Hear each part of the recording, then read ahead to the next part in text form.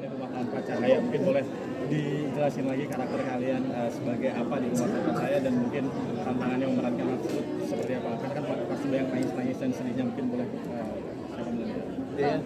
Aku Adrianisa di sini berperan sebagai Alia. Alia itu adalah pacarnya dari Azizi.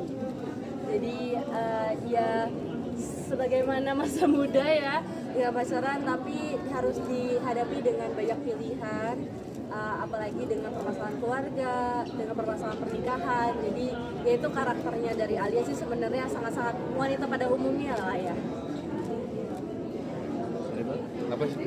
Itu dulu ntar aku duluan. Karakter doang. Oh, karakter doang. Karakter doang. Ya karakter Ridwan Samsul itu ya bukan salah didik orang tua tapi salah pergaulan mungkin.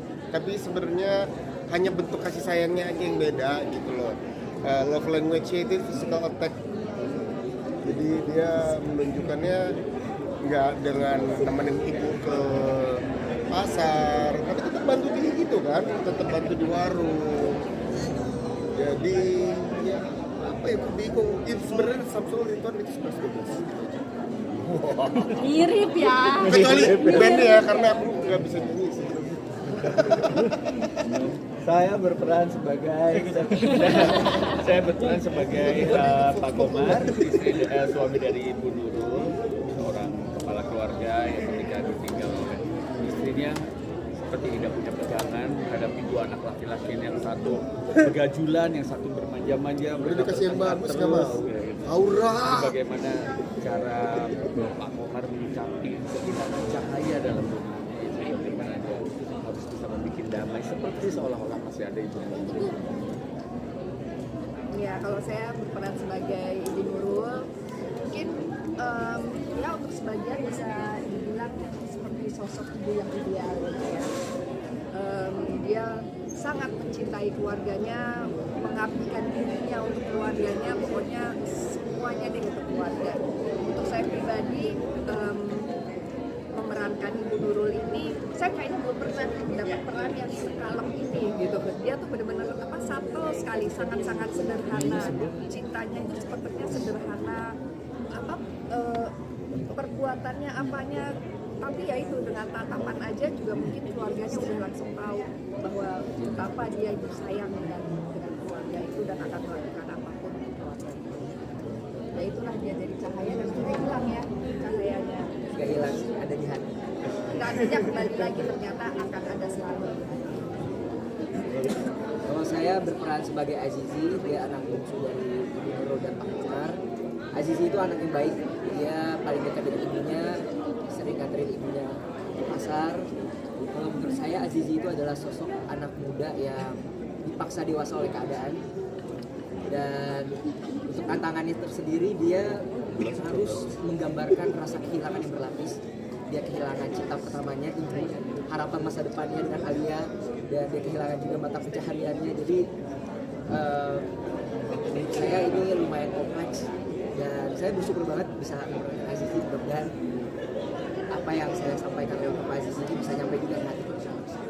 Bahkan juga kalau ini menjadi debut pertama juga nih di film, seperti apa kak perasaannya? Excited deg-degan?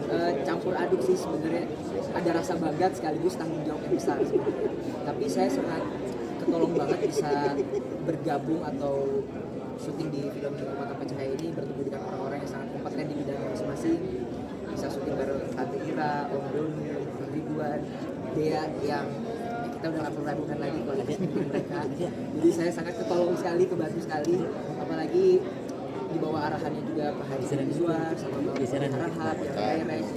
Jadi sangat kebantu sih. Jadi saya sangat Iya, betul-betul cara saya biar itu mengarahkan kita tuh enak banget gitu ya. Kita dikasih kebebasan tapi selalu dijaga frame-nya dan skenario-nya juga udah, ya itu waktu baca skenario-nya aja kita udah nggak berhenti nangis gitu ya, karena membayangkan cinta atau cahaya yang tadinya ada dan mungkin dianggap biasa-biasa aja, tapi ketika tiba-tiba cahaya itu hilang dan semua jadi gelap, baru deh berasa, wah ternyata cahaya itu penting banget.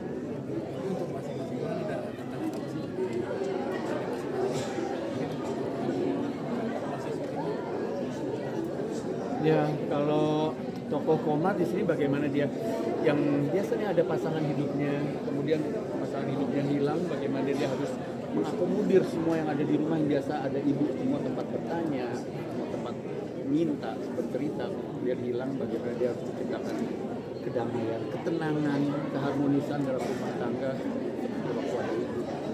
Dan di sini kan tokoh Komar juga nggak bisa terlalu meletup-letup untuk merasa seperti kehilangan, harus tegar tetap menghadapi anak-anaknya, para Samsul dan Azizi. Itu yang terlalu harus kita jaga. Tanya tantangannya.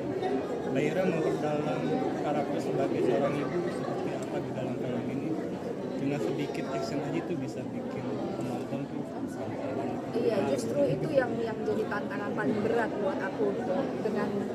Dengan sedikit tapi itu bisa nyampe gitu, rasanya itu bisa nyampe.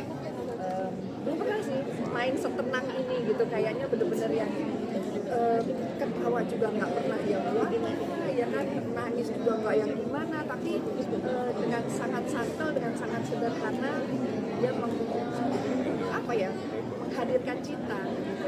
Dan orang bisa berasa itu yang jadi tantangan. Cuman aku pengen nambahin juga satu hal sih, ini kan benar-benar cerita tentang ibu gitu ya, betapa kita harus mencintai seorang ibu, jangan sampai kita menyia-nyiakan gitu atau baru sadar nanti sesal belakangan. Jangan lupa cinta juga sama ayah gitu, karena arti ayah pun juga sangat-sangat besar sekali. Sebagai anak nih, hari duluan mungkin, Apa ya? sebagai jualan mungkin. Enggak, saya asli pendiam.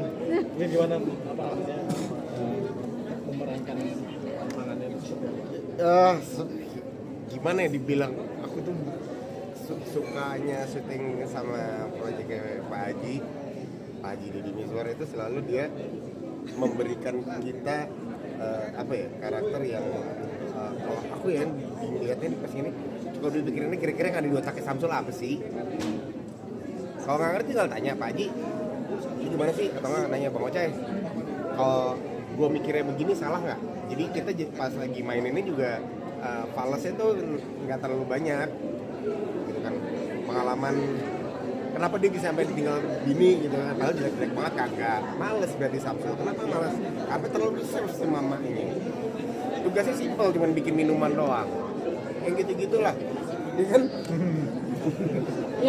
Kan iya dong, itu tugasnya simpel kan, minuman enak lah. Jadi contoh, jadi untuk pendalaman karakternya, karena ini saya bukan memerankan orang lain yang sudah ada gitu, jadi nggak terlalu sulit, tinggal tanya background story-nya si Samsul, kenapa dia bisa jadi duda, kenapa dia bisa semalas itu, kenapa dia bisa jadi babi ngepet, bisa jadi anggota band babi ngepet.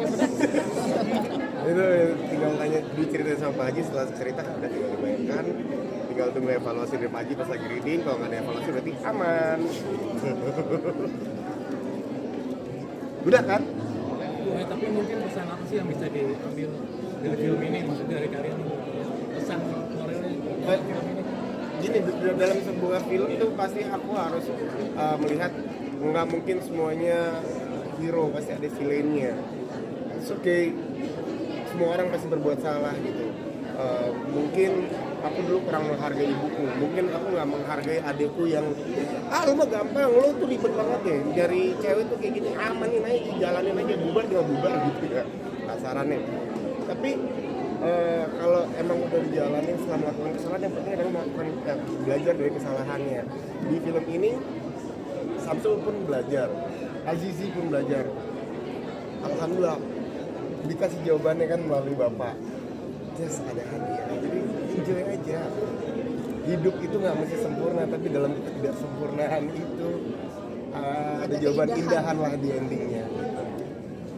Jadi intinya gini, film ini membuat kita sadar bahwa warisan terbaik dari orang tua itu bukan cuma harta, tapi adalah ilmu dan kasih sayang yang ditinggalkan. Tidak lahir dari seorang ibu, jadi wajib banget untuk menonton. Film ini film yang baik, film yang sederhana.